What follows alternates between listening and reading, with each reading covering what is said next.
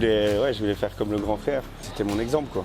Mon idole. On voulait toujours faire plus que l'autre, aller plus vite que l'autre. Il a été hyper inspirant. J'avais ce qui se faisait de mieux au monde sous les yeux. La famille Karabatic, Guénaud ou encore Cornu d'Anjou, c'est l'histoire de 3 dynasties sportives qui ont fait briller le drapeau tricolore. 2 frères ou 2 sœurs qui ont atteint ensemble le plus haut niveau. Alors y a-t-il une recette de cette double réussite sportive? C'est ce qu'on va découvrir.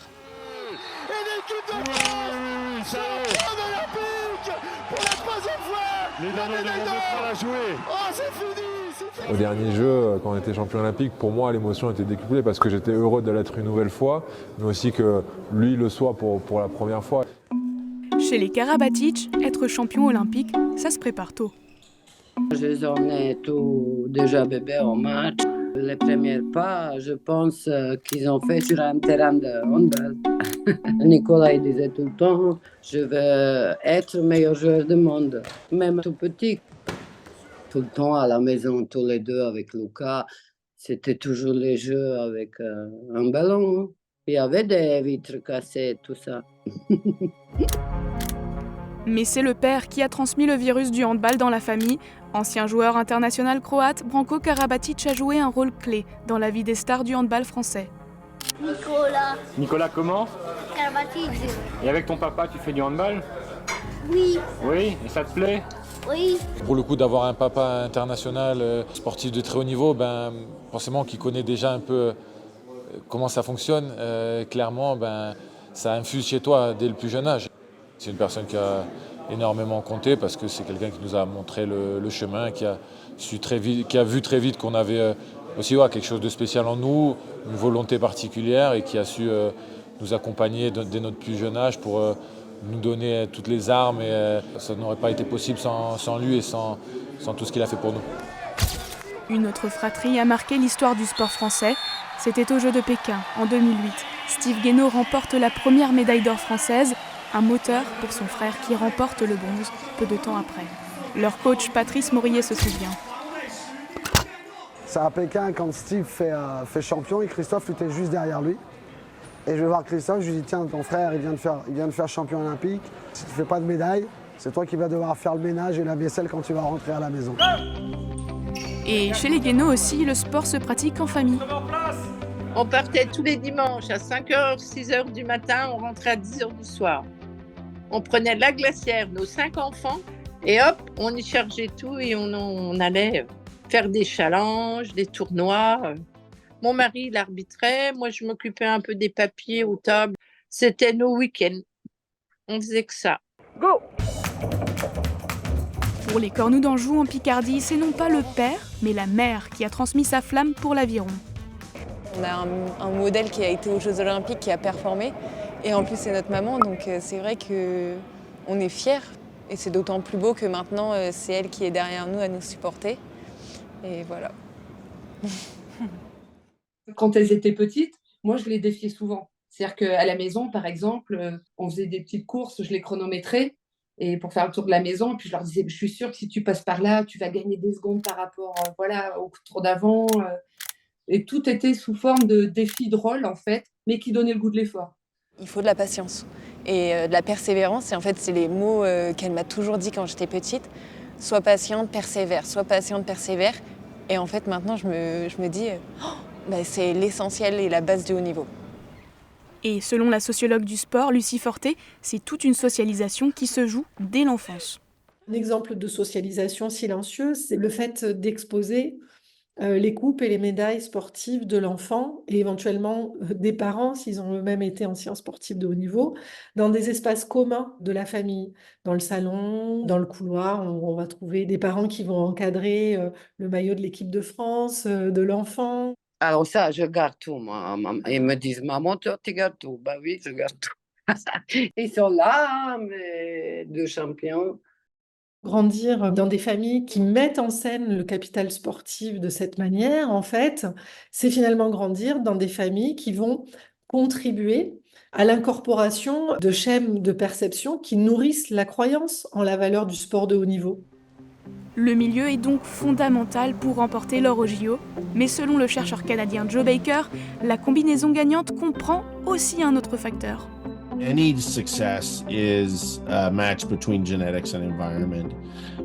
With siblings, I think by putting multiple people in the same environment that's related to success, we're increasing the likelihood of multiple successes. Most of the times when we think about genes, we think about physical things, but genes also predict the kinds of things we value, how hard we want to work, our personality, how well we get along with people. It's never a either or, it's if a person has a certain kinds of genes, are they in the right environment for those genes to thrive? Et justement, la chercheuse Juliana Antero a quantifié l'importance des gènes dans la performance sportive. Quel lien y a-t-il entre parenté et médaille olympique ? Pour le savoir, elle s'est penchée sur l'ensemble des participants aux JO entre 1896 et 2012. Si on n'a pas une prédisposition génétique, on n'irait pas au jeu. C'est juste avec l'entraînement et la bonne volonté, ce n'est pas possible. C'est-à-dire, moi, avec ma petite taille, je ne serai jamais une basketteuse. Plus il y a de la concurrence, plus il est difficile d'accéder au podium olympique, plus la part de la contribution d'un lien des familles joue un rôle important. Logique quand on sait que les fratries partagent 50% de leurs gènes. Si j'ai participé aux Jeux Olympiques dans un sport différent de celui que mon frère ou ma soeur a été médaillé aux Jeux Olympiques, j'augmente énormément ma probabilité. Mais si j'ai fait en plus les mêmes sports qu'elle ou lui, la probabilité elle est presque à 70%.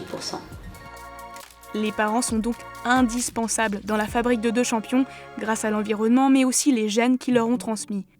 Mais l'aîné aussi joue un rôle dans le succès du cadet. Moi je l'ai eu clairement comme modèle parce qu'il a 4 ans de plus que moi, à 17 ans il est en équipe de France, à 18 ans il a gagné avec des champions donc j'avais ce qui se faisait de mieux au monde sous les yeux. Il a été hyper inspirant et je me suis dit peut-être que moi aussi j'ai ça en moi et peut-être que j'en ai les capacités. J'ai essayé de lui transmettre tout ce que j'ai appris de manière accélérée et lui de son côté il a progressé à une vitesse grand V et maintenant notre relation a bien évidemment évolué. Maintenant c'est le capitaine de l'équipe de France, capitaine du PSG, j'ai plus rien à lui apprendre. Maintenant on prend juste du plaisir à jouer ensemble, à gagner, à se battre sur le terrain. Alors ouais, c'était mon exemple quoi, mon idole. On voulait toujours faire plus que l'autre, aller plus vite que l'autre. Et en fait, ça nous a servi parce que ça a développé un mental, toutes les deux, de vouloir encore plus se dépasser et chercher à donner le meilleur à chaque fois et à repousser nos limites. Et dans les sports à catégorie de poids, comme la lutte, l'aîné peut être un atout de taille. On perdait pas mal de poids, donc on habitait ensemble, on rentrait de l'entraînement, on se faisait... tiens, toi tu fais à manger, toi tu vas étendre la lessive. Et puis hop, on se fait notre petite soupe et on sait qu'on a encore faim, mais on se dit on craque pas. Et voilà, puis après aussi à l'entraînement quoi.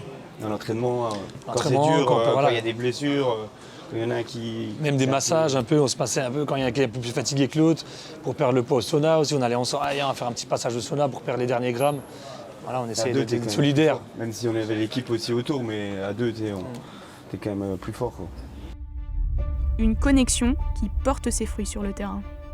Quand Luca est quelque part, Nico n'a pas besoin de beaucoup de temps pour savoir comment lui filer le ballon. C'est aussi un atout pour nous dans le staff que de pouvoir s'appuyer sur des garçons qui ont cette connexion, ce lien si fort sur le terrain et en dehors. Donc non, c'est tout bénef pour l'équipe de France. Il y a un feeling qu'on ne peut pas expliquer d'une fratrie. On a un quotidien. On est en couple, quoi. Ouais, de vraies sœurs. On se lève le matin, on se voit. Il n'y a pas une seconde où, même dans le bateau, on est ensemble. Donc on s'échauffe, on s'étire, on fait nos muscles. On fait tout ensemble. On se complète parce qu'on se comprend sans se parler.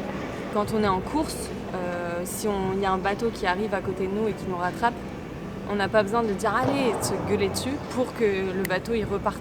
T'as vraiment la synergie attendue dans un équipage. Et pour les championnes d'aviron, la place dans la fratrie a bien changé au fil du temps. Elle est tout le temps là pour me dire on va y arriver, on va les faire, on va faire les jeux ensemble.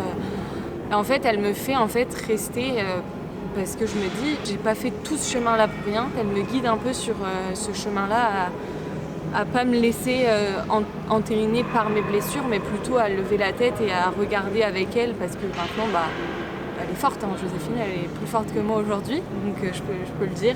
Et du coup, c'est plutôt moi maintenant qui prends son chemin que moi qui montre le chemin. C'est super fort ce que tu dis. Ouais. Ça te... Ouais. Ah, vous me mettez pas sur la caméra. Ah non, mais c'est vrai. Ah oui, non, c'est fort. Être le plus jeune n'est pas forcément un désavantage à long terme, au contraire. C'est ce qu'explique le chercheur canadien. The Williams sisters are a great example, right? Like the one that ended up being the better performer was Serena, who was the younger athlete. It's the younger person that really gets the advantage. Maybe that's having someone to aspire to. Maybe it's being able to compete against somebody who's older and better than you are. Pour les frères Karabatic, Paris sera les derniers jeux avec un seul objectif, la médaille d'or. Si les frères Guénaud ne luttent plus, ils n'ont pas pour autant quitté le tapis, mais à présent, c'est eux les coachs. Il entraîne les jeunes et il les forme, et quand ils sont bons, quand ils sont prêts, hop, il me les envoie sur l'INSEP. Voilà. Et puis de temps en temps, on fait des stages en commun aussi, comme maintenant sur l'INSEP, parce que moi je suis en préparation des championnats d'Europe junior là.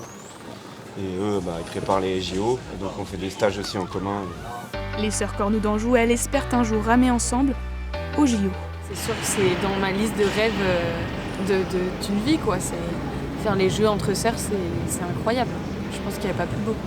Tu sais, ça passe pas pour Paris, mais le rêve, il est toujours là. Et on va le faire, surtout. Moi, j'y compte bien. Hein.